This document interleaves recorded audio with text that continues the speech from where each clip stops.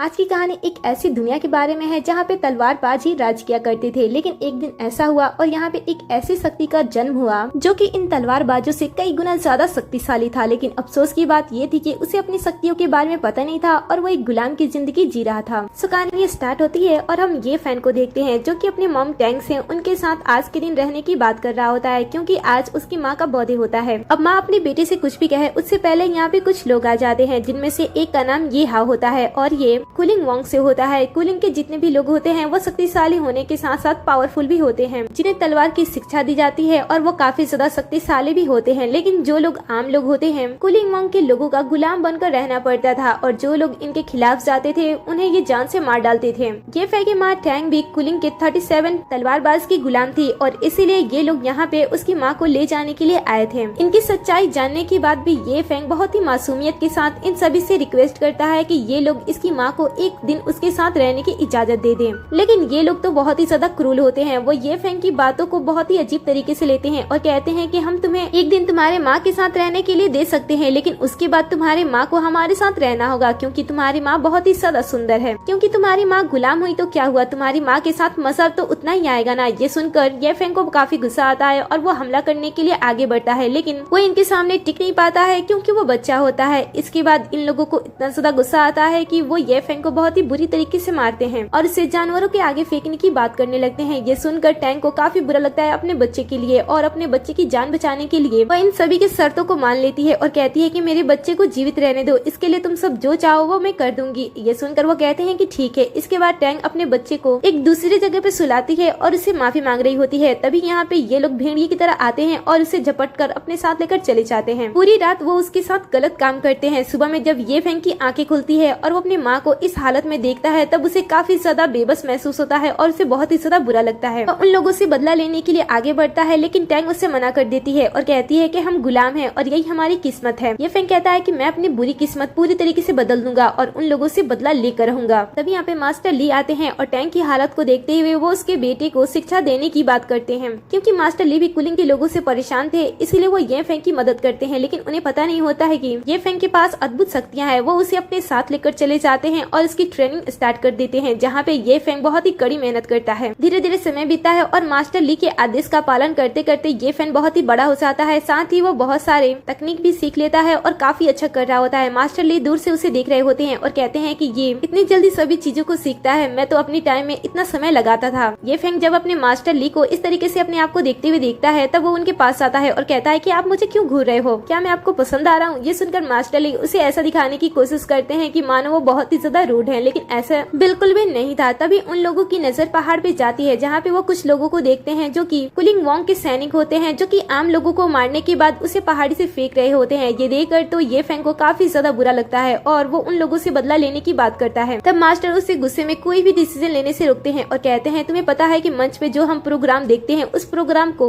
लोगों को पसंद कराने के लिए उस पर्दे के पीछे कितना समय और कितने लोगों की मेहनत लगी होती है। इसीलिए कोई भी काम करने से पहले उसके बारे में सोच लेनी चाहिए और युद्ध करने से पहले युद्ध के बारे में सभी चीजें सीख लेनी चाहिए, ये आपके लिए अच्छा होगा। ये सुनकर ये फैंग कहता है कि मैं आपकी बातों को समझ रहा हूँ गुरुजी, लेकिन उन लोगों से बदला लेने के लिए मुझे और कितना इंतजार करना होगा। अगर आप मुझे यहाँ से जाने की इजाजत देते हो तो कुछ ही टाइम के बाद कुलिंग वर्ग में तलवारबाज की कंपटीशन होने वाली है और वहाँ पे मैं कुलिंग बनकर जा सकता हूँ। इस सुनकर मास्टर ली कहते हैं कि अगर तुम अपना ध्यान अच्छी तरीके से रख सकते हो और इन सारी चीजों को अकेले ही हैंडल कर सकते हो तो ठीक है, मैं तुम्हें जाने की अनुमति देता हूँ। ऐसा कहते हुए वो मैजिक करते हैं और एक जादुई तलवार प्रकट हो जाती है। फिर वो येन फैंग को दे देते हैं और कहते हैं कि ये 10,000 साल पुरानी जादुई तलवार है, ये तुम्हारी मदद तुम्हारे जंग में करेगी, इसे तुम हमेशा अपने पास रखना मेरे आशीर्वाद की तरह। ये सुनकर वो कहता है कि ठीक है और उसके बाद वो उस तलवार को लेकर पहाड़ से नीचे आने लगता है। मास्टर ली ये फैंग को जाते हुए देखते हैं और वो आशा करते हैं कि ये फैंग के साथ सभी चीजें अच्छी हो जाए। सीन कट होता है और अगले सीन में हम मार्शल आर्ट के ग्रुप को देखते हैं। सभी स्टूडेंट अपनी शक्तियों की जांच करने के लिए एक खास पत्थर के पास जाते हैं। इस पत्थर पे अपने तलवार से हमला करने से ये पत्थर बताता है कि आप कितने ज्यादा शक्तिशाली हैं और इस पत्थर को यहाँ पे संत पैलेस द्वारा दिया गया था और इसीलिए यहाँ पे जो भी स्टूडेंट आते हैं वो अपनी शक्तियों की जांच करने के लिए एक बार इस पत्थर पे ट्राई करते हैं और ऐसा ही ये स्टूडेंट भी कर रहा होता है। लेकिन इसके पास ज्यादा शक्तियाँ नहीं होती है, इसीलिए वो अपनी शक्तियों को देकर यहाँ से चला जाता है और तभी यहाँ पे ये फैंग भी आ जाता है और उससे भी क्यूरियोसिटी हो जाती है इस पत्थर पे एक बार वार करने की। वो भी बाकी स्टूडेंट की तरह वार करता है, लेकिन वो देखता है कि उसके भी वार से कुछ भी नहीं हो रहा है, इसीलिए वो कहता है कि मुझे और भी ज्यादा मेहनत करनी चाहिए और फिर वो अंदर चला जाता है। लेकिन उसके जाते ही ये पत्थर पूरी तरीके से टूटकर छोटे छोटे कंकड़ में बिखर जाता है। इससे पता चलता है कि ये फैंग कितना ज्यादा शक्तिशाली हो चुका है। आगे हम ये हाउ को देखते हैं जो कि अपने स्टूडेंट की शक्तियां बढ़ाने के लिए टैन के ब्लड का यूज कर रहा होता है और सभी स्टूडेंट टैन की बॉडी से उसके खून को चूस रहे होते हैं ताकि वो और भी ज्यादा शक्तिशाली हो जाए। लेकिन ज्यादा खून बाहर निकल जाने की वजह से टैन की हालत काफी ज्यादा खराब हो जाती है और ये देखकर बाकी स्टूडेंट रुक जाते हैं। लेकिन ये हाउ को काफी ज्यादा गुस्सा आता है। ये देखकर वो अपने स्टूडेंट से कहता है कि मैंने तुम सबको जब रुकने के लिए नहीं कहा है तो तुम सब रुक क्यों रहे हो। स्टूडेंट बताते हैं कि टैन की हालत काफी ज्यादा खराब हो गई है और अगर हम और भी ज्यादा खून लेते हैं तो शायद ये मर भी सकती है। ये सुनकर ये हाउ कहता है कि कोई बात नहीं है, अगर वो मर भी जाती है तो वैसे भी वो हमारे स्टूडेंट की मदद कर रही है इसलिए उसे वो करने दो। और ऐसा कहते हुए बाकी स्टूडेंट से फिर से उसके ब्लड को बाहर निकालने के लिए कह देता है। टैन की हालत बहुत ही ज्यादा गंभीर हो गई होती है और जैसे वो बेहोश होती है तभी यहाँ पे ये फैंग आ जाता है और अपनी मॉम को इस तरीके से देखकर वो सभी स्टूडेंट को रोक देता है और कहता है कि अगर किसी ने मेरी माँ को छूने की भी हिम्मत की तो मैं उसे खत्म कर दूंगा। ये सुनकर ये हाउ कहता है कि कुछ साल पहले मैंने तुम्हें जाने दिया था लेकिन आज नहीं। और फिर वो अपने स्टूडेंट से कहकर उस पर हमला करने के लिए कहता है। सभी स्टूडेंट्स एक साथ होकर ये फैंग पे हमला करने के लिए आगे बढ़ते हैं लेकिन ये फैंग उन सभी स्टूडेंट को एक ही साथ हरा देता है। हाउ जब फैंग की शक्ति को देखता है तब वो काफी हैरान होता है। फैंग उससे कहता है कि मैं इन सारी चीजों के बारे में कल बताने वाला था लेकिन अच्छा हुआ कि आज ही इसके बारे में पता चल गया। ये सुनकर हाउ कहता है कि दिखाई दे रहा है कि तुमने शक्तियां हासिल कर ली है लेकिन मुझसे ज्यादा तो शक्तियां तुम्हारे पास नहीं होंगी ना। ऐसा कहते हुए वो हमला करने के लिए आगे बढ़ता है लेकिन तभी यहाँ पे उसकी छोटी बहन क्विंग आ जाती है और अपने भाई को रोकते हुए कहती है कि तुम्हें फैंग को कोई भी नुकसान नहीं पहुंचानी चाहिए क्योंकि ये कल के तलवारबाज प्रतियोगिता का एक प्रतियोगी है, इसीलिए आपको इसके साथ अच्छी तरीके से बिहेव करना चाहिए। ये सुनकर हाउ कहता है कि ऐसा कैसे हो सकता है, कोई भी गुलाम ने आज तक किसी भी प्रतियोगिता में कोई भी पार्टिसिपेट नहीं किया है तो ये ऐसा कैसे कर सकता है। ये सुनकर फैंग कहता है कि तो तुमने अपने अच्छी तरीके से रूल्स को फॉलो नहीं किया है। जब तुम अपने रूल्स के बारे में जानोगे तब तुम्हें पता चलेगा कि यहाँ पे कोई भी पर्सन इस प्रतियोगिता में पार्टिसिपेट कर सकता है। ये सुनकर बहन क्विंग भी फैंग का साथ देती है और कहती है कि भाई आपको ऐसा नहीं करना चाहिए। ये सुनकर हाउ गुस्सा हो जाता है और वहाँ से जाने की बात करने लगता है और कहता है कि तुम कल प्रतियोगिता में पार्ट ले लेना लेकिन उसके बाद मैं तुम्हें जिंदा नहीं छोड़ूंगा। तो चला जाता है। उसके जाने के बाद टैंग अपने बेटे के लिए काफी ज्यादा वॉरिड होने लगती है और कहती है कि फैंग आज ही रात हम यहाँ से भाग जाएंगे। ये सुनकर फैंग कहता है कि अब मैं और भागने वाला नहीं हूँ क्योंकि मैं अब बदला लेने के लिए आया हूँ और यहाँ पे अब मैं सबसे बदला लेकर ही जाऊंगा। दूसरी तरफ हम हाउ को देखते हैं जो कि ये फैमिली के पहले हेड के पास जाता है और इसके बारे में बात करता है। तब हेड भी उसे बताते हैं कि हाँ हमारे रूल एंड रेगुलेशन में ये लिखा गया है कि संत पैलेस में जो कोई भी कॉम्पिटिटर बनकर आएगा उसे एक मौका जरूर दिया जाएगा यहाँ पे कॉम्पिटिशन में पार्टिसिपेट करने के लिए। वैसे तुम उस गुलाम को लेकर इतने ज्यादा वॉरिड क्यों हो रहे हो, वैसे भी वो एक गुलाम है, उसके पास ज्यादा शिक्षा कहाँ से आएगी, तुम सब तो उसे आसानी से हरा दोगे, इसलिए उसके बारे में ज्यादा ना सोचो। तभी यहाँ पे एक भागते हुए सैनिक आता है और पहले हेड को बताता है कि सेंट पैलेस का जो जादुई बड़ा वाला पत्थर था वो पूरी तरीके से टूटकर चकनाचूर हो चुका है। ये सुनकर तो फर्स्ट हेड बहुत ही शॉक्ड होते हैं और कहते हैं कि आज तक किसी ने भी उस पत्थर को आधा से भी ज्यादा नहीं कट किया है तो कोई उस पत्थर को पूरी तरीके से कैसे तोड़ सकता है। अब इन्हें ऐसा लगता है कि शायद वो बहुत ही ज्यादा शक्तिशाली पर्सन होगा जिसने उस पत्थर को तोड़ दिया है, इसीलिए वो अपने सैनिकों से उस पर्सन को ढूंढने के लिए कह देते हैं। सीन कट होता है और अगले सीन में हमें अगले दिन का सीन दिखाया जाता है जहाँ पे हम ये फैमिली के दूसरे हेड से भी मिलते हैं। सभी लोग कंपटीशन के लिए यहाँ पे आए होते हैं और यहाँ पे जितने भी स्टूडेंट आए होते हैं वो आपस में बात कर रहे होते हैं कि जादुई सेंट पैलेस का पत्थर पूरी तरीके से टूट गया है, आखिर उसे किसने तोड़ा होगा, किसके पास इतनी अद्भुत शक्तियाँ होंगी। तभी यहाँ पे ये फैंग अपनी माँ के साथ आता है। जैसे ही बाकी स्टूडेंट उसे यहाँ पे आते हुए देखते हैं वो कहते हैं कि एक गुलाम इस कंपटीशन में क्या कर रहा है। सभी स्टूडेंट मिलकर उसका मजाक उड़ाते हैं और उसे यहाँ से चले जाने के लिए कह देते हैं। इन सभी की बातों से इसे कोई भी फर्क नहीं पड़ता है, लेकिन जब ये फैमिली की सेकंड हैंड टैंक के बारे में बात करना स्टार्ट कर देता है कि वो बहुत ही ज्यादा सुंदर है, वो हारने के बाद उसे अपने साथ लेकर जाएगा, तब उसका बेटा चू कहता है कि पिताजी अगर आपको वो औरत इतनी ज्यादा पसंद है तो मैं सारी चीजें जीतने के बाद उस औरत को आपको इनाम में दूंगा। अब इन सब की ऐसी बातें अपनी माँ के बारे में सुनने के बाद फैंग को बहुत ही ज्यादा गुस्सा आता है, लेकिन वो अपने माँ के कहने की वजह से वो अपने गुस्से को कंट्रोल में रखता है। और तभी यहाँ पे उस पर्सन की एंट्री होती है जिसकी वजह से ये प्रतियोगिता यहाँ पे हो रही थी।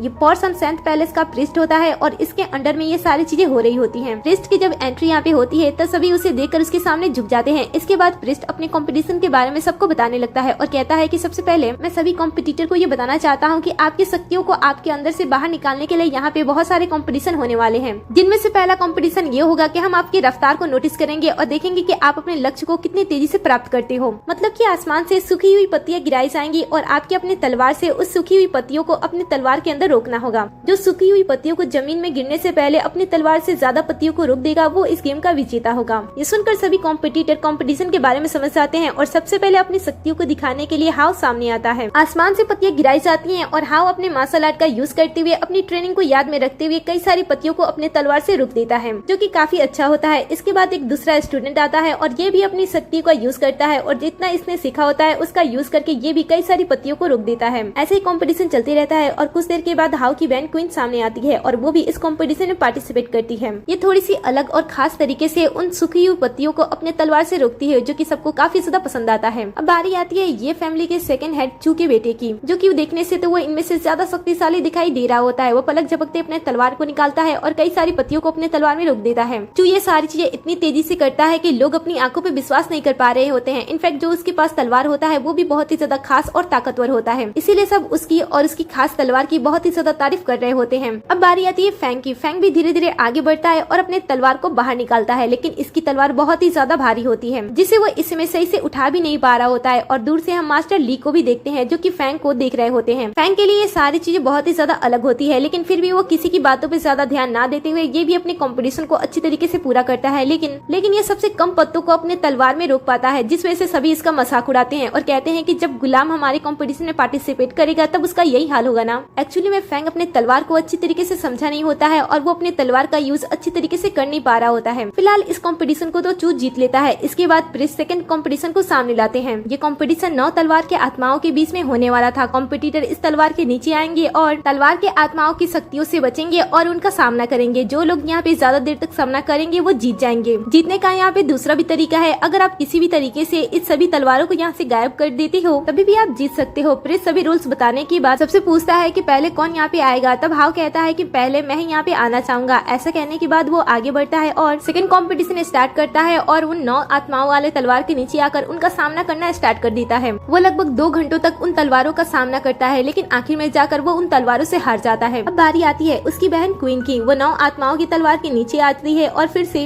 अपनी एक अलग सी शक्ति दिखाती है। वो कुछ समय तक इन तलवारों से लड़ती है और फिर वो अपने मैजिक का यूज करते हुए इन सभी तलवारों को गायब कर देती है। क्वीन के इस मैजिक को देखकर सभी उससे काफी ज्यादा इम्प्रेस होते हैं और कहते हैं कि सच में इस लड़की में कोई ना कोई खास बात तो जरूर है, तभी तो इसने इस जीत को इतनी जल्दी हासिल कर लिया। सबको ऐसा लग रहा होता है कि शायद वो सेकंड राउंड की विजेता भी बन सकती है। बट तभी बारी आ जाती है चू की। चू यहाँ पे आने के बाद उन आत्माओं की तलवारों का सामना नहीं करता है, बल्कि अपने जादू का यूज करते हुए उन सभी तलवारों को गायब कर देता है। और वो ये सारी चीजें बहुत ही ज्यादा फास्ट तरीके से किया होता है, जिस वजह से सभी लोग क्वीन के बारे में भूल जाते हैं और इसके बारे में बात करने लगते हैं और कहते हैं कि ये तो क्वीन से भी ज्यादा ताकतवर लग रहा है। अब लास्ट में बारी आ जाती है फैंग की। फैंग भी यहाँ पे आने के बाद बाकियों की तरह उस आत्माएं वाले तलवार को रोकने की कोशिश करता है, लेकिन फैंग सबसे कम देर में उस कंपटीशन से बाहर आ जाता है। जैसे वो गिरने वाला होता है प्रिस्ट उसे रोक लेता है, लेकिन जैसे वो उसे टच करता है उसे कुछ खास शक्तियां फील होती है फैंग से और वो फैंग के बारे में सोचने लगता है। मास्टर ली भी ये सारी चीजें देख रहे होते हैं और सारे स्टूडेंट फैंग के बारे में आपस में बात कर रहे होते हैं और कहते हैं कि जब वो इतना ज्यादा कमजोर है तो उसे यहाँ पे कंपटीशन में पार्टिसिपेट नहीं करना चाहिए। हाव कहता है कि इसके बारे में बात करना बंद कर दो, क्योंकि उसे हराने के बाद मैं उसे खत्म कर दूंगा। ये सुनकर चू कहता है कि फैंग के साथ तुम्हें जो कुछ भी करना है वो कर सकते हो, लेकिन उसकी माँ को हाथ भी मत लगाना, क्योंकि उसे मेरे पिताजी की रखेल बनना है, इसलिए उसके बारे में सोचना भी मत। अब इनकी ऐसी बातें सुनकर फैंग को तो बहुत ही ज्यादा गुस्सा आता है। वो एक्शन लेने की कोशिश करता है, लेकिन उसकी माँ फिर से उसे रोक देती है। इसके बाद प्रिस्ट सबसे चर्चा करने लगते हैं और कहते हैं कि हमें विजेता किसे ठहराना चाहिए, जिसने तलवार के आत्माओं के बीच में ज्यादा समय बिताया और उनका आमना सामना किया, या फिर जिसने उन आत्माओं की तलवारों को पहले खत्म कर दिया, क्योंकि देखा जाए तो दोनों ही विजेता हो सकते हैं। लेकिन ये सुनकर जो दूसरे हेड होते हैं वो कहते हैं कि इस पे आपको ज्यादा चर्चा करने की कोई जरूरत नहीं है, क्योंकि मेरा ही बेटा विजेता है। जो भी अपने आप को विजेता समझने लगता है और कहता है कि यहाँ पे कोई भी नहीं है जो कि मेरा सामना कर सके, इसलिए आप लोग मुझे विजेता बना दो। लेकिन हाव कहता है कि इतनी आसानी से तुम जीत नहीं सकते हो जब मैं तुम्हारे सामने खड़ा हूँ। इतना कहने के बाद दोनों के बीच में जीत हासिल करने के लिए लड़ाई स्टार्ट हो जाती है, जहाँ पे चू तो हाव को बहुत ही आसानी से हरा देता है और बहुत ही गंभीर हालत में उसे पहुंचा देता है। ये देखकर क्वीन को अपने भाई के लिए बहुत ही ज्यादा बुरा लगता है और वो अपने भाई की तरफ से चू से लड़ने लगती है। दोनों की ही शक्तियाँ एक से बढ़ के एक होती है और दोनों ही एक दूसरे के आमने सामने होते हैं। फिर दोनों के बीच में युद्ध होता है और दोनों ही एक दूसरे के साथ युद्ध करना स्टार्ट कर देते हैं, लेकिन फिर भी चू क्वीन को हरा देता है और अपने आप को यहाँ का विजेता घोषित कर देता है। ये देखकर तो उसके पिताजी काफी ज्यादा खुश होते हैं। कोई भी आगे बढ़कर विरोध नहीं कर रहा होता है, क्योंकि वो चू की शक्तियों को देख रहे होते हैं। इसीलिए चू अपने आप को सबसे ज्यादा शक्तिशाली बताने लगता है और कहता है कि तुम्हारे सामने तुम्हारा राजा खड़ा है, इसीलिए उसके सामने झुक जाओ। ऐसा कहते हुए वो मैजिक करता है और इसकी ऊर्जा इतनी ज्यादा स्ट्रांग होती है कि कोई भी इसके सामने खड़ा होने की हिम्मत नहीं कर पाता है। लेकिन फैंग जो होता है वो अपनी तलवार का यूज करता है और सबके झुक जाने के बाद भी वो कोशिश कर रहा होता है कि वो चू के सामने ना झुके।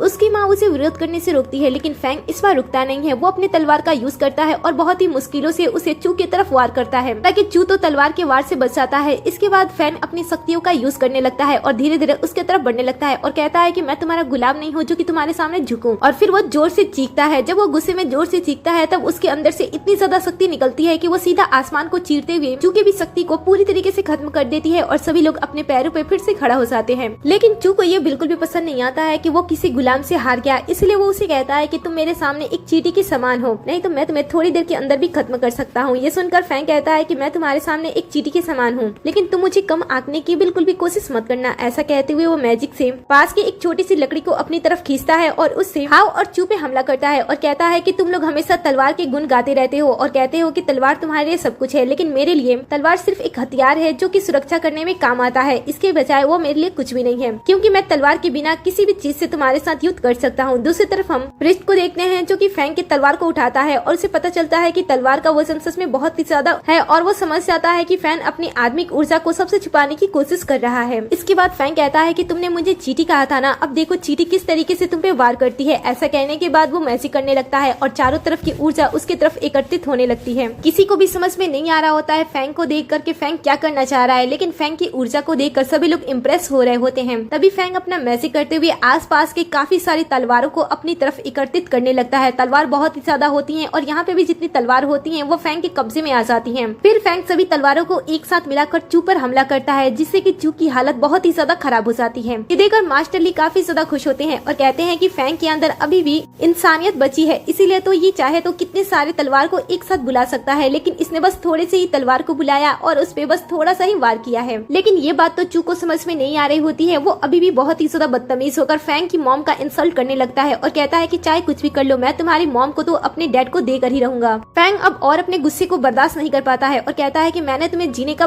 कई बार मौका दिया है, लेकिन अब मैं तुम्हें कोई भी मौका नहीं देने वाला हूँ। ऐसा कहने के बाद वो दोबारा एक अलग सा मैजिक करता है और देखते ही देखते उसके पास एक बहुत ही बड़ी सी तलवार आ जाती है। फिर वो उस बड़ी सी तलवार से चू पर हमला करता है। ये देखकर उसके डैड उसे बचाने के लिए बीच में आ जाते हैं और फैंग ये देखकर वो सारी चीजें बीच में ही रोक देता है। ऐसी अद्भुत शक्तियां देखकर तो सभी लोग फैंग के बारे में बात करने लगते हैं और कहते हैं कि क्या ये सच में किसी गुलाम का बेटा है या फिर किसी ये ताकतवर पर्सन का बेटा है। रिच भी ये सारी चीजें देखकर काफी इम्प्रेस होते हैं और कहते हैं कि इस लड़के का दिल तलवार के दिल से जुड़ चुका है, इसीलिए तो ये अद्भुत शक्तियां कर पा रहा है। तभी चू के पिता सेकंड हेड सामने आते हैं और कहते हैं कि तुम्हारी हिम्मत कैसे हुई मेरे बेटे को चोट पहुंचाने की, और ऐसा कहते हुए वो फैन पे हमला करते हैं। फैन भी पीछे नहीं हटता है और उनका सामना करने लगता है। एक बार फिर से फैंग की शक्तियों को देखकर सभी आपस में बात करने लगते हैं और कहते हैं कि फैंग के सामने सेकंड हेड खड़े हैं जो कि सच में बहुत ही ज्यादा शक्तिशाली हैं और ये सच में बहुत ही बड़ी बात है कि फैंग उनका सामना कर रहा है और उनसे बिल्कुल भी डर नहीं रहा है। सभी लोग ऐसा बात कर ही रहे होते हैं। तभी फैंग सेकंड हेड को भी बहुत ही बुरी तरीके से हरा देता है। ये देखकर हाउस सोचता है कि फैंग इतना ज्यादा ताकतवर कैसे हो सकता है, लेकिन जैसे ही फैंग उसके तरफ देखता है वो बहुत ही बुरी तरीके से डर जाता है और उसके सामने झुककर उससे माफी मांगने लगता है और कहता है कि आज तक मैंने तुम्हारे साथ जो कुछ भी किया है उसके लिए मुझे माफ कर दो।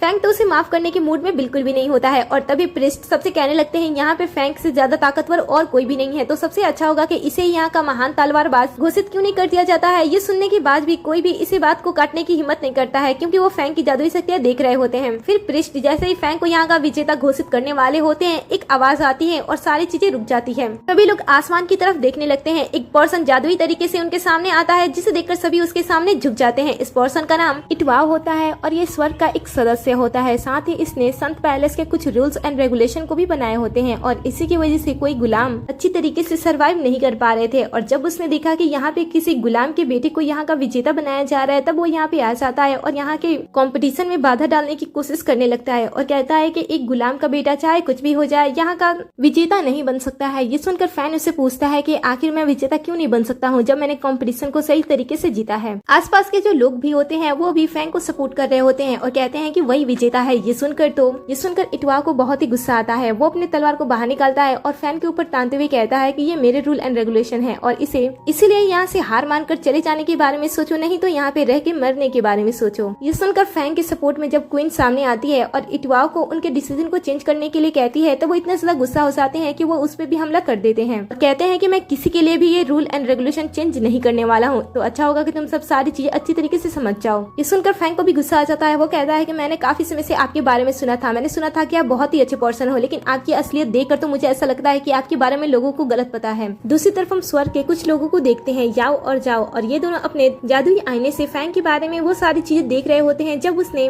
सेंट पैलेस के जादुई पत्थर को अपनी तलवार से तोड़कर चकनाचूर कर दिया। ये देखकर तो ये लोग भी काफी ज्यादा इम्प्रेस होते हैं। इनफैक्ट यहाँ का लीडर जो याओ होता है वो तो फैंग से मिलने के लिए जाने की बात करने लगता है। ये सुनकर जाओ से कहती है कि आपको इस समय वहाँ पे नहीं जाना चाहिए, लेकिन याओ उसकी बातें नहीं सुनता है। वो कहता है कि उस लड़के में बहुत ही ज्यादा खास बात है, इसलिए मुझे यहाँ पे जाकर उन लोगों को समझाना होगा कि जो लोग भी उसके साथ गलत कर रहे हैं उन्हें वैसे नहीं करना चाहिए। ऐसा कहते हुए वो मैसेज करता है और नश्वर संसार की तरफ निकल जाता है। दूसरी तरफ हम फैंग को देखते हैं, यहाँ पे सभी लोग मिलकर फैंग को नीचे दिखाने की कोशिश कर रहे होते हैं। जितने भी लोग फैंग को पसंद नहीं करते थे तो इतवाओ का पूरा सपोर्ट कर रहे होते हैं और कहते हैं कि इतवाओ इसे कड़ी से कड़ी सजा दो ताकि आगे चलकर कोई भी गुलाम इस प्रतियोगिता में पार्टिसिपेट करने के बारे में सोचे तक ना। दूसरी तरफ हम देखते हैं कि याओ अपने लोगों के साथ स्वर्ग से सीधा नश्वर संसार की तरफ अपने लोगों के साथ बढ़ने लगते हैं। दूसरी तरफ हम फैंग को देखते हैं, यहाँ पे सभी लोग फैंग के ऊपर काफी ज्यादा गुस्सा कर रहे होते हैं, इसलिए वो गुस्से में सभी लोग एक साथ जुटकर फैंग के ऊपर हमला कर रहे होते हैं। लेकिन फैंग भी हार नहीं मानता है, वो सभी को अकेले हैंडल कर रहा होता है और उसके बाद वो सबको बहुत ही आसानी से हरा भी देता है। ये देखकर तो इतवा को बहुत ही ज्यादा गुस्सा आने लगता है और वो अपने पास जो नाशक गोला रखा होता है वो उसे बाहर निकालता है। सभी लोग जब उस नाशक गोले को देखते हैं तब वो डर जाते हैं और आपस में बात करने लगते हैं कि ये नाशक गोला बहुत ही ज्यादा खतरनाक है,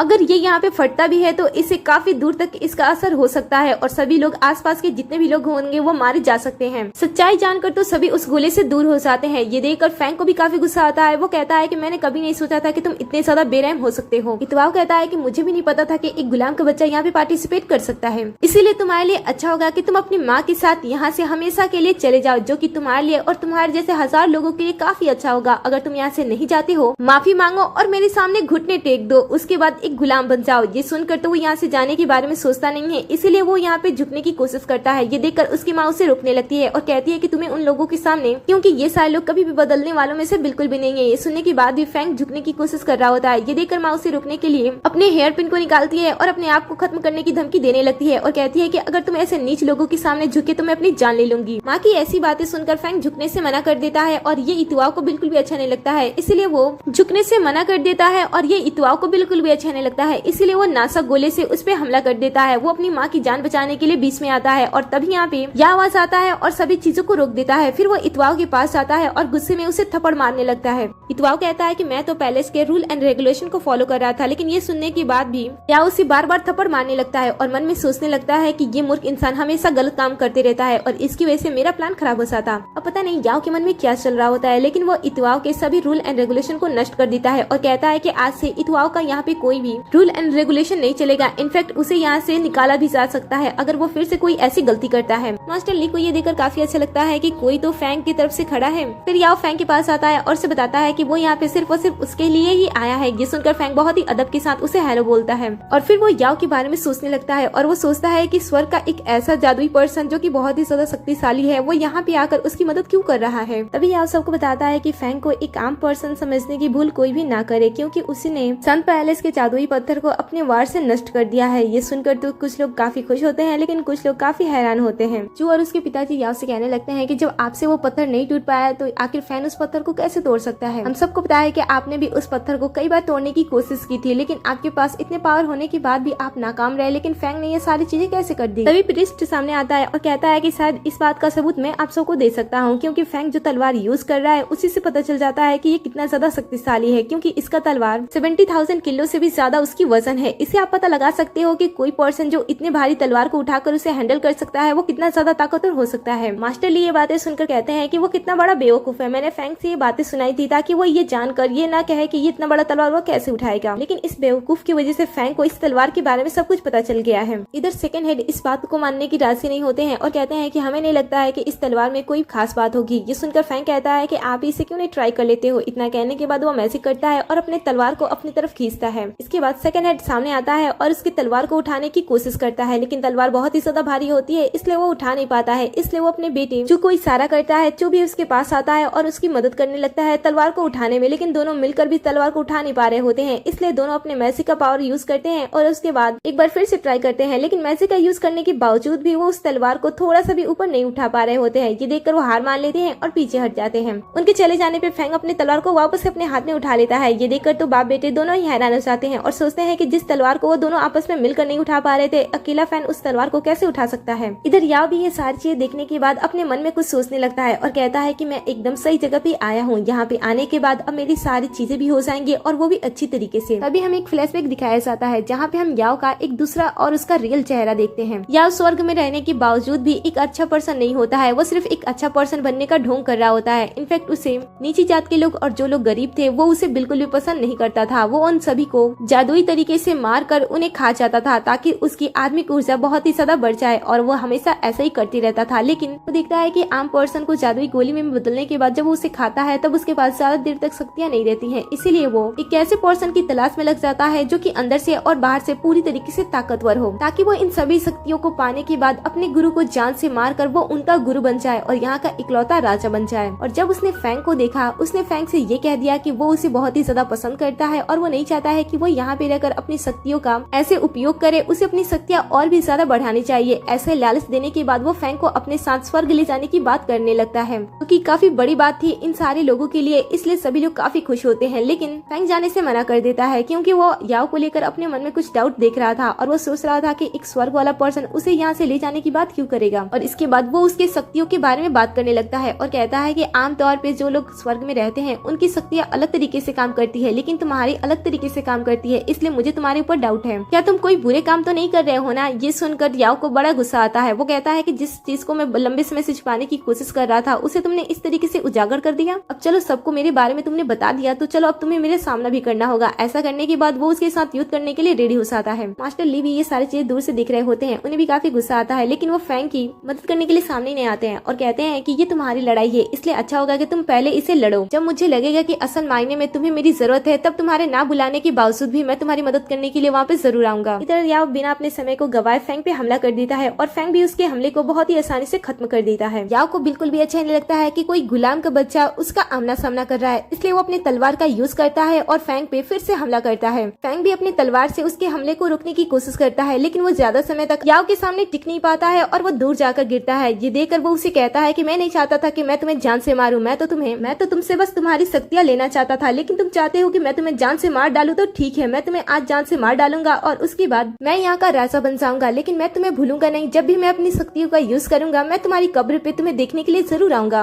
लेकिन अब मैं तुम्हें जीता हुआ नहीं देख सकता हूँ। ऐसा कहते हुए वो अचानक से उस पे हमला करता है, लेकिन तभी उसकी माँ सामने आ जाती है और फैंग की जान बचा लेती है, लेकिन इस चक्कर में उन्हें काफी ज्यादा चोट लग जाता है। ये देखकर फैंग को काफी गुस्सा आता है और वो याओ पे फिर से हमला करने के लिए जाता है, लेकिन क्या उसे बड़ी ही आसानी से हरा देता है और उसके बाद वो अपनी जादुई तरीके से उसे अपने पास खींच लेता है और उसके गले को घोटने की कोशिश करने लगता है। फैंग इसमें बहुत ही लाचार होता है, वो अपनी जान भी नहीं बचा पा रहा होता है। ये देखकर मास्टर ली को बिल्कुल भी अच्छा नहीं लगता है। वो अपने आप को वहाँ पे ज्यादा देर तक रोक नहीं पाते हैं और मैजिक करते हुए फैंग के पास आ जाते हैं और फैंग की जान बचा लेते हैं। और फिर वो फैंग से कहते हैं कि मैंने तुम्हें अकेला छोड़ा था, मरने के लिए नहीं, कुछ सीखने के लिए। इसके बाद वो उसकी माँ की भी जान बचाने की कोशिश करते हैं और अपनी आत्मिक ऊर्जा का यूज करते हुए उन्हें भी अच्छी तरीके से ठीक कर देते हैं। फिर वो याओ के पास आते हैं और कहते हैं कि मैंने कभी नहीं सोचा था कि तुम किसी की जान ले सकते हो अपनी शक्तियों को बढ़ाने के लिए। तुमने जैसा कहा मैंने वो सारी चीजें तुम्हें सिखाई, लेकिन तुम ये बुरे रास्ते पे कब से चलना स्टार्ट कर दिए। सभी ये सुनकर हैरान हो जाते हैं कि इनके साथ जो मास्टर ली रह रहे थे इतने साधारण तरीके से, वो स्वर्ग के इतने ताकतवर याओ के गुरु हैं। याओ भी अपने गुरु के कदम में गिर जाता है और उनसे माफी मांगने लगता है, लेकिन मास्टर ली उसे माफ नहीं करते हैं और वो अपने पैरों से धक्का दे देते हैं और कहते हैं तुम्हारे जैसे शिष्य से अच्छा है कि मेरे पास कोई शिष्य ना रहे। मुझे पता है कि तुम हमेशा मेरी तलवार को चाहते थे और मेरी पोजीशन को भी चाहते थे। ऐसा कहने के बाद वो मैजिक करते हैं और उनकी तलवार उड़ते हुए उनके पास आ जाती है। फिर वो अपने तलवार को अपने हाथ में लेते हैं और कहते हैं कि ये तलवार तुम्हारी कभी भी नहीं हो सकती है। मुझे पता है कि इस तलवार का असली मालिक कौन है। ऐसा कहते हुए वो अपने तलवार को लेकर फैंग के पास जाते हैं और कहते हैं कि आज से ये मेरी तलवार तुम्हारी हुई। अगर तुम इस तलवार को ले लेते हो इसका मतलब है कि तुम मेरी पोजीशन को ले रहे हो, इसका मतलब है कि तुम ये पूरे संसार को चलाओगे। इसका ये भी मतलब है कि अब से तुम्हें कोई भी नीची जात का पर्सन नहीं बोलेगा और न ही बोलेगा कि तुम एक गुलाम की बेटी हो। लेकिन फैन इस तलवार को लेने में और इतनी बड़ी जिम्मेदारी को लेने में थोड़ा सा हिचकिचा रहा होता है। ये देखकर उसकी माँ उसे समझाती है और कहती है कि तुम्हें इसे ले लेना चाहिए, क्योंकि तुम ही इस दुनिया को अच्छे तरीके से बदल सकते हो। अब माँ और मास्टर ली की ये सारी बातें सुनने के बाद फैंग उस तलवार को लेने के लिए राजी हो जाता है और उस तलवार को लेकर उसे अपना बना लेता है। इसके बाद वो सबके सामने खड़ा हो जाता है। ये देखकर सभी लोग उसके सामने झुक जाते हैं, क्योंकि सभी लोग ये बात समझ गए थे कि एक तरीके से फैंग उनका राजा है और अब उसकी बात को वो काट नहीं सकते हैं, न ही वो इसके खिलाफ जा सकते हैं। इसीलिए सब उसके सामने एक एक करके झुक जाते हैं। ये देखकर फैंग कहता है कि मैं नहीं चाहता हूँ कि आप सब मेरे सामने इस तरीके से झुके। मैं आप सबसे ये चाहता हूँ कि आप सब ये नीच जात और कमजोर लोगों पे अत्याचार करना बंद कर दें और सभी लोग एक साथ होकर रहें, ताकि कोई भी पर्सन अपने आप को दूसरे पर्सन से गुलाम नाम से न जाना जाए और उसके दिल में बदले की ज्वाला न चले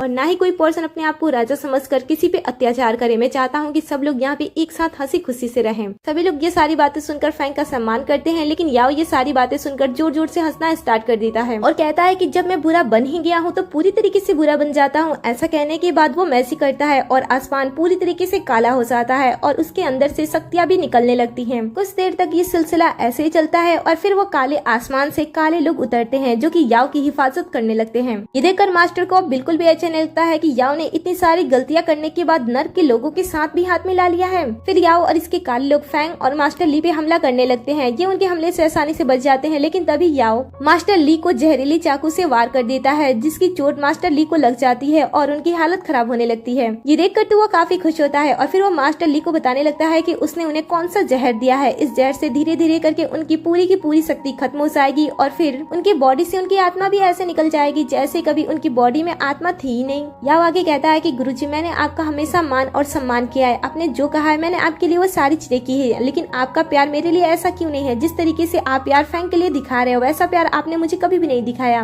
ये सुनकर मास्टर ली कहते हैं कि हर किसी का दिल अलग होता है, वो लोगों के बारे में अलग तरीके से सोचता है। किसी के दिल में छल कपट होते हैं तो किसी के दिल में सिर्फ और सिर्फ प्यार होता है। तुम्हारे दिल में भी प्यार था, लेकिन छल कपट ज्यादा थी, इसलिए मैंने तुम्हें अपना उत्तराधिकारी नहीं चुना। और मैंने फैंग को जब देखा, मैंने देखा उसके दिल में कितना ज्यादा प्यार है और वो लोगों के लिए क्या कुछ नहीं करना चाहता है, इसलिए मैंने उसे वो सब कुछ दिया जिससे दुनिया बेहतर हो सकती थी। इसीलिए तुम इसके बारे में बुरा मत सोचो। ये सुनकर याओ कहता है कि मास्टर ठीक है, मैं इसके बारे में बुरा नहीं सोचूंगा, लेकिन जो कुछ भी आपके पास है मैं उसे छीन लूंगा। अगर आप अपनी शक्तियाँ दे देते हो तो मेरे पास इस जहर का तोड़ है, मैं उसे आपको दे दूंगा, लेकिन नहीं देते हो तो आप ये सारी चीजें देखने के लिए रेडी हो जाओ। ऐसा कहने के बाद वो हमला करने के लिए आगे भेजता है, लेकिन तभी मास्टर ली फैंग को अपनी तरफ खींचते हुए एक जादुई घेरा बना देते हैं और आज तक उनके पास जितनी भी शक्तियाँ होती हैं वो सारी की सारी शक्तियाँ फैंग में ट्रांसफर करने लगते हैं। याओ को ये बिल्कुल भी अच्छा नहीं लगता है। वो देखता है कि जिन शक्तियों के पीछे वो इतने लंबे समय से भाग रहा था वो शक्तियाँ इतनी आसानी से फैंग के पास जा रही हैं। इसीलिए वो उस जादुई घेरे को तोड़ने की बहुत ही कोशिश करता है और मास्टर ली को वहाँ से निकालने की भी कोशिश करता है, लेकिन वो कामयाब नहीं हो पाता है। वो अपने काले लोगों का भी सहारा लेता है, लेकिन वो उस घेरे को तोड़ नहीं पाता है। अंदर मास्टर ली होते हैं जो कि फैंग को ये सारी चीजें ट्रांसफर कर रहे होते हैं, लेकिन फैंग उनकी शक्तियाँ नहीं लेना चाहता था। वो चाहता था कि मास्टर ली जीवित रहे, लेकिन मास्टर ली उससे कहते हैं कि मैं तो अब बूढ़ा हो गया हूँ, मैंने अपनी पूरी जिंदगी जी ली है, इसलिए अच्छा होगा कि अब तुम अपनी जिंदगी जियो और खुशी के साथ जियो। मैं मरने से पहले तुम्हें कुछ और बातें भी बताना चाहता हूँ। मैं तुम्हें तुम्हारे पिता के बारे में बताना चाहता हूँ। तुम्हारे पिता और मैं दोनों ही गुलाम थे। तुम ये मत समझ लेना कि मैं तुम्हारे पिता का दोस्त था। नहीं, मैं तुम्हारे पिता का दोस्त नहीं था, मैं तो एक गुलाम था, बिल्कुल तुम्हारे जैसा। मैंने भी दुनिया को बदलने की कोशिश की और देखो मैं कहाँ तक पहुँच गया, लेकिन मुझे नहीं पता था कि मेरे पीठ पीछे ये सारी चीजें फिर से होना स्टार्ट हो गयी। तुम्हारे पिता एक अच्छे इंसान थे, लेकिन वो भी गुलाम थे, इसलिए उन्हें भी ये सारी चीजें देखनी पड़ी थी। वो भी ये सारी चीजें खत्म करने के लिए किसी के पास मदद के लिए गए थे, जहाँ पे उन्हें मदद तो मिला था, लेकिन उससे पहले उनकी जान किसी ने ले ली। जब उनकी आखिरी सांसें चल रही थी तब मैं उनसे मिला था और तभी मैंने डिसाइड किया था कि ये सारी चीजें मैं एक बार फिर से अब नहीं होने दूंगा। मैं इस गुलाम की बेटी को ही यहाँ का रास्ता बनाऊंगा और उसके बाद मैं तुम्हारे पास आया और तुम्हें वो सारी चीज सिखाई जिसकी तुम्हें जरूरत थी। उस जगह पे तुम एक बार जरूर जाना जहाँ पे तुम्हारे पिताजी मदद के लिए गए थे, और जिन लोगों ने तुम्हारे पिता की हत्या की थी उन्हें तो बिल्कुल भी मत छोड़ना। ऐसे कहते हुए वो अपने सारे की सारी शक्तियाँ उसके अंदर ट्रांसफर कर रहे होते हैं और इधर या उस घेरे को तोड़ने की कोशिश कर रहा होता है। फिर वो अपनी शक्तियों का यूज करता है और आखिर में जाकर वो उस घेरे को तोड़ भी देता है।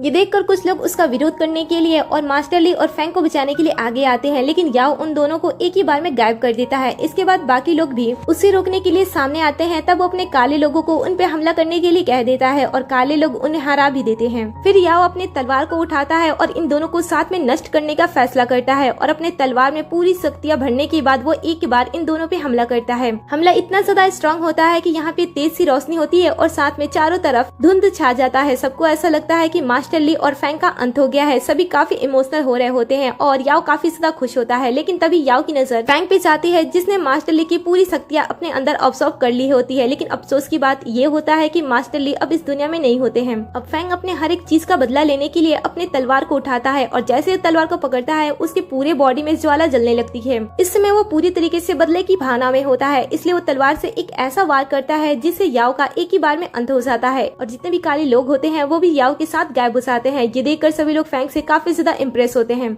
सभी मास्टर ली की मौत से काफी ज्यादा दुखी होते हैं। सीन कट होता है और अगले सीन में हम फैंग उसकी माँ और क्वीन को देखते हैं। यहाँ पे फैंग अपनी माँ और क्वीन से अलविदा कह रहा होता है। वो चाहता था कि जिस जगह पे उसकी पिता की मौत हुई थी वहाँ पे वो जाना चाहता था। जिन लोगों ने उनकी मदद की थी उन लोगों से वो मिलना चाहता था और जिन लोगों ने उसकी पिता की हत्या की थी उन लोगों से वो बदला लेना चाहता था। ये सुनकर तो उसकी माँ काफी डरती है, लेकिन वो कहती है कि अगर तुम्हें जाना है तो तुम जा सकते हो, लेकिन ये याद रखना तुम्हें वापस भी आना है। मैं नहीं चाहती हूँ कि तुम भी अपने पिता की तरह वहाँ पे जाओ और वहाँ से कभी भी वापस लौट के ना आओ। ये सुनकर फैंग भी वादा करता है और कहता है कि माँ मैं वहाँ से सही सलामत आपके लिए जरूर आऊंगा। सीन कट होता है और अगले सीन में हम एक बूढ़े और उसकी पोती को देखते हैं। ये वही लोग होते हैं जिन्होंने फैंग के डैड की हिफाजत की थी, लेकिन उसके डैड को बचा नहीं पाए थे और उस वजह से यहाँ के आसपास के जितने भी लोग होते हैं वो इनके साथ अच्छी तरीके से बिहेव नहीं करते हैं। इसीलिए इन्हें हर बार किसी न किसी प्रॉब्लम का सामना करना पड़ता है। इस बात से उन्हें काफी तकलीफ होती थी, लेकिन वो इस बात से खुश थे कि उन्होंने किसी की मदद की थी। तभी इन्हें पता चलता चलता है कि इन्हें परेशान करने के लिए कुछ लोग फिर से आए हैं और वो उनके घर को हथियाना चाहते हैं। ये सुनकर तो बूढ़ा और पोती घर से बाहर आने के बाद उन दोनों को काफी सारी बातें सुनाते हैं और कहते हैं कि तुम हमारे घर को हमसे छीन नहीं सकते हो। ये सुनकर ये कहते हैं कि हम तुम्हारे घर को तुमसे छीन सकते हैं क्योंकि तुम्हारा घर बहुत ही ज्यादा अच्छा है और हमें काफी ज्यादा पसंद भी है, और अगर हम तुम्हारे घर को तुमसे छीनते भी हैं तो तुम्हारी मदद करने के लिए यहाँ पे कोई भी नहीं आएगा। तभी यहाँ पे फैंग भी आ जाता है और इन सारी चीजों को देखने लगता है। जब उसे कुछ भी समझ में नहीं आता है तब वो आसपास के कुछ लोगों को इसके बारे में पूछता है। आदमी बता देते हैं कि यहाँ पे क्या हो रहा है। सुनकर फैंग कहता है कि जहाँ मैं जाना चाहता था वहाँ मैं पहुंच गया हूँ। तभी इनमें से एक पर्सन बूढ़े पे हमला करता है। ये देखकर पोती अपने दादा की जान बचाने के लिए सामने आती है, लेकिन तभी यहाँ पे फैंग आ जाता है और उसके वार को नष्ट कर देता है। फिर वो वापस उस पर्सन पे वार कर देता है। ये देखकर लड़की उसे समझाती है और कहती है कि तुम्हें हमारी जान बचाने के चक्कर में अपनी जान जोखिम में नहीं डालनी चाहिए क्योंकि ये लोग बहुत ही खतरनाक लोग हैं। ये सुनकर फैंग कहता है कि आपको इसकी चिंता करने की कोई जरूरत नहीं है। फैंग को इस तरीके से देखकर दादाजी को ऐसा लगता है कि शायद मैंने इस लड़के को कहीं पे देखा है। तभी वो लड़का फिर से फैंग पे हमला करता है, लेकिन उसके हमले से फैंग के एक बाल भी बाका नहीं हो पाता है। लेकिन फैंग जब उल्टा उस पे हमला करता है तब वो खून की उल्टियां करने लगता है। इस बात से उसे काफी ज्यादा गुस्सा आता है और वो अपनी ऊर्जा लगाकर अपने पिता को यहाँ पे बुलाने की कोशिश करता है। जब वो ऐसा कर रहा होता है तब आसपास के लोग काफी ज्यादा डर रहे होते हैं। थोड़ी देर के अंदर यहाँ पे उसके पिता आ जाते हैं। उसके पिता को देखते ही सभी लोग डर जाते हैं और उसके सामने झुक जाते हैं। ये देखकर फैंग को समझ में आ जाता है कि ये वही पर्सन है जिसने उसके डैड की हत्या की थी, क्योंकि मास्टर ली ने बताया था कि जो वहाँ पे सबसे ज्यादा शक्तिशाली और बदतमीज होगा उसी ने तुम्हारे डैड की हत्या की थी। इसलिए वो उसके सामने चुपचाप खड़ा होता है। ये देखकर लड़की उसे बैठाने की कोशिश करती है लेकिन वो बैठता नहीं है। ये देखकर वो लड़का अपने डैड को बताने लगता है कि डैड इसने मेरे साथ क्या क्या किया। ये सुनकर तो उसके पिताजी गुस्सा हो जाते हैं और गुस्से में उसे थप्पड़ मार देते हैं और कहते हैं कि ये पर्सन मेरे सामने झुक क्यों नहीं रहा है। फैंग कहता है कि मेरे घुटने में दर्द है इसलिए मैं झुक नहीं सकता हूँ, अगर तुम्हारे पास हिम्मत है तो मुझे झुका कर दिखाओ। ये सुनकर उसे काफी गुस्सा आता है और वो अपने तलवार को निकाल कर इस पे हमला करता है, लेकिन फैंग इसके तलवार के वार को झेल लेता है और अपने तलवार से इसके ऊपर हमला करता है, जो कि ये इसके तलवार को झेल नहीं पाता है। ये देखकर वो उसका पहचान पूछता है, तब फैंग अपना पहचान बता देता है। ये सुनकर तो वो काफी खुश होता है और कहता है कि बरसों पहले मैंने तुम्हारे पिता की हत्या की थी और लगता है कि तुम्हारी मौत भी मेरे ही हाथों में है। ऐसा कहने के बाद वो काफी हंसता है, लेकिन फैंग उस पे एक ऐसा वार करता है जिससे कि उसका पूरा का शरीर टूटकर बिखर जाता है और वो पूरी तरीके से नष्ट हो जाता है। ये देखकर तो आसपास के लोग काफी ज्यादा डर जाते हैं और उसके कदमों में आकर झुक जाते हैं और उससे माफी मांगने लगते हैं। इसके बाद फैंग उस बूढ़े और उसकी पोती को हर एक प्रॉब्लम से बाहर निकाल देता है और इसी सीन पे इस ड्रामे का दी एंड हो जाता है। आपको ये ड्रामा कैसा लगा मुझे कमेंट में जरूर बताना। क्या आप भी अपने खास पर्सन के लिए इतने हद तक रिवेंज ले सकते हो, मुझे कमेंट में जरूर बताना। जाने से पहले वीडियो को लाइक कर दे, साथ ही चैनल को भी सब्सक्राइब कर दे जिससे कि आप हमारे हर एक वीडियो से अपडेट रहो।